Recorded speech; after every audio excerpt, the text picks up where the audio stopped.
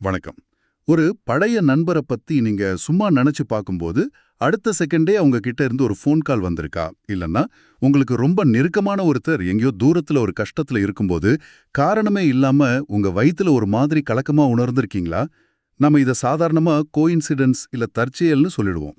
ஆனா, நீங்க எங்களோட பகிர்ந்துகிட்ட தி குவாண்டம் வெப், சித்தர் விஸ்டம் அண்ட் யுனிவர்சல் ரெசனன்ஸ்ங்கிற இந்த ஆய்வு இத முற்றிலும் வேற ஒரு கண்ணோட்டத்துல பாக்குது. இன்னைக்கு நாம இதுக்குள்ள தான் ஆழமா போக போறோம். இந்த தொலைதூர உணர்வுபூர்வமான இணைப்புக்கு பின்னால இருக்கிற ரகசியம் என்ன? இது நிஜமாவே தற்செயலா இல்ல நம்ம உடம்போட ஒரு அடிப்படை அம்சமா? பழங்கால சித்தர் ஞானத்துக்கும் நவீன குவாண்டம் இயற்பியலுக்கும் இதுல என்ன சம்பந்தம்?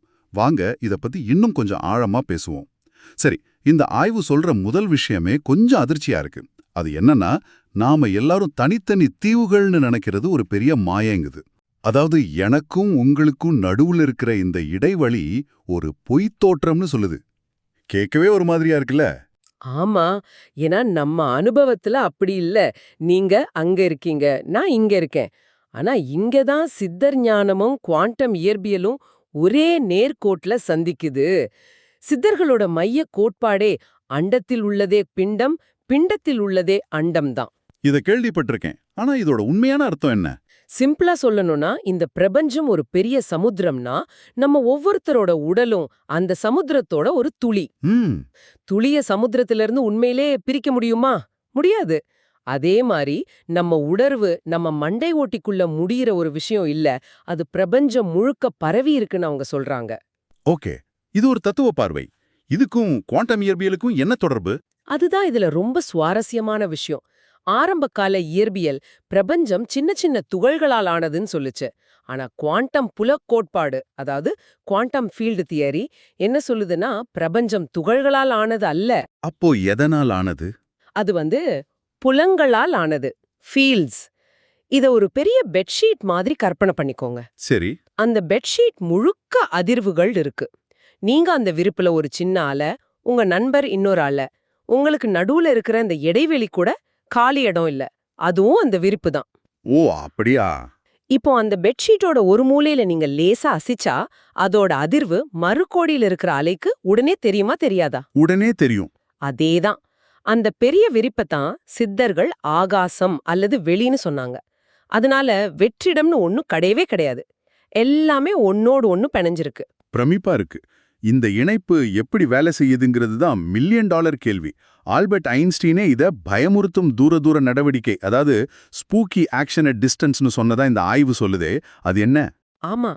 1935ல ஐன்ஸ்டைன், பொடோல்ஸ்கி, ரோஸ்னு 3 விஞ்ஞானிகள் குவாண்டம் இயற்பியல்ல ஒரு ஓட்டை இருக்குன்னு நிரூபிக்க முயற்சி பண்ணாங்க. ஆனா அவங்க தற்செயலா அதோட விசித்திரமான ஒரு குணத்தை கண்டுபிடிச்சாங்க. அதுதான் குவாண்டம் சிக்கல். Quantum entanglement. என்டாங்கிள்மெண்ட். ஆமா. அதாவது 2 துகள்கள் ஒரே நேரத்துல உருவாக்கப்பட்டா அதுங்க ரெண்டும் சிக்கலுக்கு உள்ளாயிடுது. இதோட அர்த்தம் என்னன்னா, அந்த 2 துகள்ல ஒன்னை இங்க வச்சுட்டு இன்னொன்ன பல லட்சம் ஒளியாண்டுகள் தள்ளி கொண்டு போய் வச்சாரும் சரி. ம். நீங்க இங்க இருக்கிற துகள்ல ஒரு மாற்றத்தை செஞ்சா ஒரு நொடி கூட தாமதம் இல்லாம அடுத்த கணமே அங்க இருக்கிற துகளையும் அதே மாற்றம் பாதிக்கும். ஒளியை விட வேகமாவா? ஆமா. ஒளிய விட வேகமா இந்த தகவல் பரிமாற்றம் நடக்கும். ஒரு நிமிஷம். ஒளியை விட வேகமா எதுவும் பயணிக்க முடியாதுன்னு தானே ஐன்ஸ்டீன் சொன்னாரு? கரெக்ட். அதனால தான் அவர் இத ஸ்பூக்கின்னு சொன்னார். இது பல வருஷமா ஒரு தியரியா மட்டும்தான் இருந்துச்சு.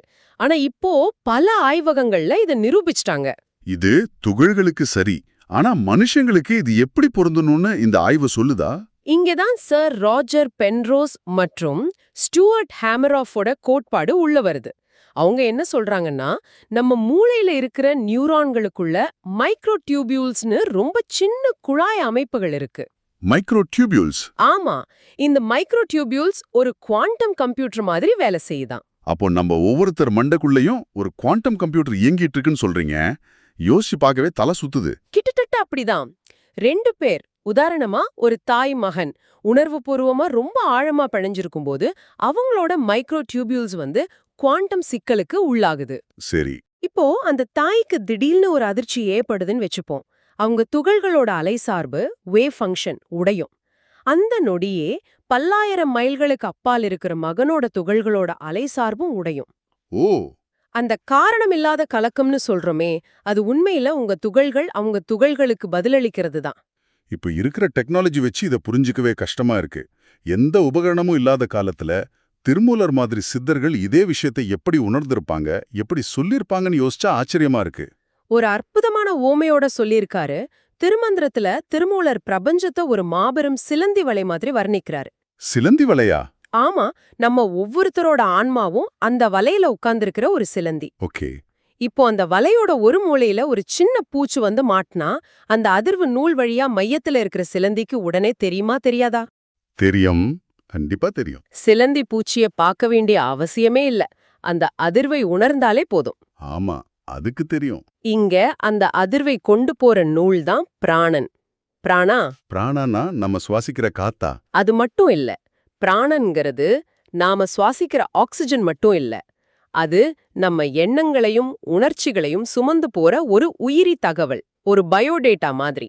மனம் ஒருமுகப்பட்ட நிலையில இந்த பிராணனை பிரபஞ்சத்தோட எந்த மூளைக்கும் நொடி பொழுதுல அனுப்ப முடியும்னு திருமூலர் சொல்றார். வாவ்! இத வச்சுதான் சித்தர்கள் தூரஸ்ரவணம், அதாவது தூரத்துல இருக்கிற ஒளியை கேட்கறது, தூரதிருஷ்டி, அதாவது தூரத்துல இருக்கிற காட்சியை காண்றது மாதிரியான சித்திகள் அடைஞ்சாங்க. அப்போ குவாண்டம் இயற்பியல் சொல்ற என்டாங்கிள்மெண்ட்ங்கிறது சித்தர்கள் சொல்ற இந்த பிராண வலைப்பின்னல் தானா? ரெண்டும் ஒண்ணுதானா? ரெண்டும் ஒரே உண்மைய வேற வேற மொழியில சொல்லுதுன்னு இந்த ஆய்வு சொல்லுது. ஹம். ஒன்னு நவீன அறிவியல் மொழியில சொல்லுது, இன்னொன்னு ஆன்மீக அனுபவ மொழியில சொல்லுது. அவ்வளவுதான். சரி, இந்த சிக்னல்ஸ் எல்லா இடத்துலயும் இருக்குன்னா ஏன் நம்ம எல்லாருக்கும் இது கேட்கறது இல்ல? நம்ம போன்ல டவர் இல்லைங்கிற மாதிரி விஷயமா? எக்ஸாக்ட்லி. நீங்களே சொல்லிட்டீங்க. சிக்னல் எல்லா இடத்துலயும் இருக்கு. ஆனா நம்ம கிட்ட இருக்கிற ரிசீவர்ஸ் சரியா வேலை செய்யணும். இல்லனா அதுல இரைச்சல், நாய்ஸ் அதிகமா இருக்கக்கூடாது. இந்த ஆய்வு நம்ம உடம்புல இருக்கிற 3 முக்கியமான உயிரியல் உணர்வாங்கிகளை, அதாவது ஆண்டனாக்களை அடையாளம் காட்டுது. 3 ஆண்டனாக்களா? சரி, முதல் ஆண்டனா எது? முதலாவது நம்மளோட சூரிய பின்னல், சோலார் பிளெக்சஸ். இத சித்தர்கள் மணிப்பூர சக்கரம்னு சொல்றாங்க. இது நெருப்பின் மையம், நம்மளோட கட் ஃபீலிங், அதாவது உள்ளுணர்வு இங்க இருந்து தான் வருது. ஆமா, எக்ஸாம் ரிசல்ட் வரும்போது இல்ல ஒரு முக்கியமான ஃபோன் கால் வரும்போது வயித்துல ஒரு மாதிரி கலக்கும் இல்ல, அதுவா? அதேதான். நவீன அறிவியல் இத குடல் நரம்பு மண்டலம்னு, என்டரிக் நர்வஸ் சிஸ்டம்னு சொல்லுது. ஒரு ஆச்சரியமான விஷயம் என்னன்னா, நம்ம தண்டுவடத்துல இருக்கிறத விட அதிகமான நியூரான்கள் நம்ம குடல்ல இருக்கு. அப்படியா? ஆமா. அதனாலதான் இத 2வது மூளைன்னு கூட சொல்றாங்க. உங்களுக்கு பிடிச்சவங்களுக்கு ஒரு ஆபத்துன்னா, மூளாத உணரத்துக்கு முன்னாடியே உங்க மணிப்பூரம் அந்த துயர சிக்னலை உணர்ந்துடும். அந்த வயித்துல வர்ற பிசைவு அதுதான். வாவ்! அப்போ 2வது ஆண்டனா இதயம்னு சொல்றீங்க. அது எப்படி? சித்தர்கள் இத ஆன்மாவோட இருப்பிடமான அநாகத சக்கரம்னு சொல்றாங்க. நவீன அறிவியல்ல அமெரிக்கால இருக்கிற ஹார்ட்மேத் நிறுவனம் பல வருஷமா இத ஆராய்ச்சி பண்ணிருக்காங்க. அவங்க என்ன கண்டுபிடிச்சாங்கன்னா, நம்ம இதயம் உடலுக்கு வெளியே 3ல இருந்து 4 அடி தூரம் வரை பரவக்கூடிய ஒரு சக்தி வாய்ந்த மின்காந்த புலத்தை, ஒரு எலக்ட்ரோமேக்னெட்டிக் ஃபீல்ட உருவாக்குதான். நம்ம இதயமா? நம்பவே முடியலையே. ஆமா, இந்த மின்காந்த புலம் நம்ம உணர்ச்சிகளுக்கு ஏத்த மாதிரி அதோட வடிவத்தை மாத்திட்டே இருக்கும்.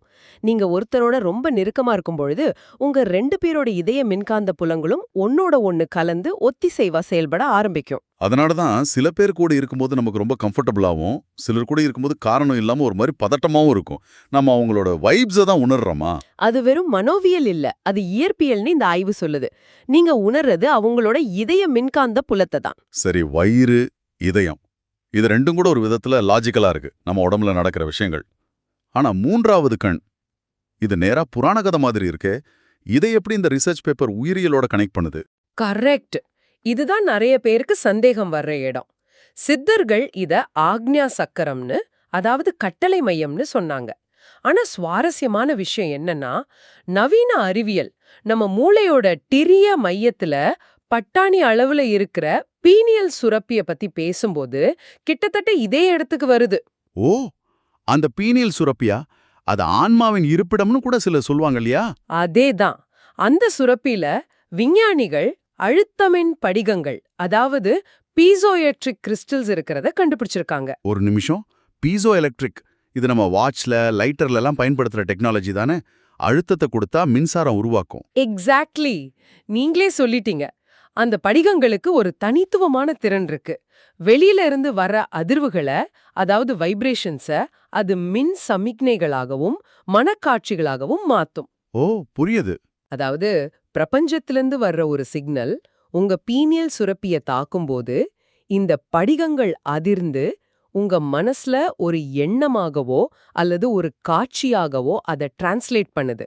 அப்போ மனசுல ஏதோ தோணுச்சு, ஒரு காட்சி வந்துட்டு போச்சின்னு சொல்றதுக்கெல்லாம் இது ஒரு உயிரியல் காரணமா இருக்கலாம்னு சொல்றீங்க. இது உண்மையிலே ஆச்சரியமா இருக்கு. ஆனா ஒரு முக்கியமான கேள்வி இன்னும் பாக்கி இருக்கு. என்ன கேள்வின்னு கேளுங்க. எல்லாம் சரி, ஆனா ஏன் எனக்கே அம்மா பத்தி தோணுது? ஆப்பிரிக்கால இருக்கிற யாரோ ஒருத்தரை பத்தி தோன்றதில்ல. இந்த இணைப்பு எல்லாருக்கும் பொதுவானதுன்னா நான் ஏன் எல்லாரோட உணர்வுகளையும் கேட்ச் பண்றதில்ல? ரொம்ப முக்கியமான கேள்வி. இதை இந்த ஆய்வு இசைக்கவையின் விளைவு, அதாவது டியூனிங் ஃபோக் எஃபெக்ட் மூலியமா விளக்குது. Tuning folk effect. ஆமா. உங்ககிட்ட 2 டியூனிங் ஃபோக் இருக்குன்னு வச்சுக்குவோம். ரெண்டும் ஒரே அதிர்வெண்ல, ஃப்ரீக்வன்சில இருந்தா ஒன்ன தட்டும்போது தொடாமலேயே இன்னொன்னும் அதிர ஆரம்பிக்கும். ஆமா, ரெசனன்ஸ். ரெசனன்ஸ். அதேதான். நாம ஏன் குறிப்பிட்ட நபர்களோடு மட்டும் ரெசனேட் ஆகுறோங்கிறதுக்கு இந்த ஆய்வு 2 காரணங்களை சொல்லுது. முதல் காரணம் சித்தர்கள் சொல்ற ரிணாபந்தம் அல்லது கர்ம அதிர்வெண். ரிணபந்தம்னா? அது ஒரு வகையான கர்ம பிணைப்பு. ஒவ்வொரு ஆன்மாவும் ஒரு தனித்துவமான அதிர்வெண்ல இயங்குது. உங்க மூளை ஒரு ரேடியோ மாதிரி. இந்த அறையில இப்பவே ஆயிரக்கணக்கான ரேடியோ அலைகள் போயிட்டு இருக்கு. ஆனா நீங்க எந்த ஸ்டேஷனுக்கு டியூன் பண்றீங்களோ அந்த பாட்டை மட்டும்தான் கேட்க முடியும். அன்பு, வெறுப்பு, ரத்த பந்தம் மாதிரியான தீவிரமான உணர்ச்சிகள் உங்களை ஒரு குறிப்பிட்ட நபரோட அதிர்வெண்ணுக்கு தானாவே டியூன் பண்ணிடுது. ஓ, அதனாலதான் நமக்கு சம்பந்தமில்லாத ஒருத்தரை பத்தி நாம எதையும் உணர்றதில்ல. ஓகே. நம்ம பிரெயின் ஒரு ரேடியோ மாதிரி. கரெக்ட் ஸ்டேஷனுக்கு டியூன் பண்ணா மட்டும்தான் பாட்டு கேட்கும். இது நல்லா புரியுது. ரெண்டாவது காரணம் என்ன? ரெண்டாவது காரணம் உயிரியலாளர் ரூபர்ட் ஷெல்ட்ரேக் ஓட மார்பிக் ரெசனன்ஸ் கோட்பாடு. Morphic resonance. ஆமா.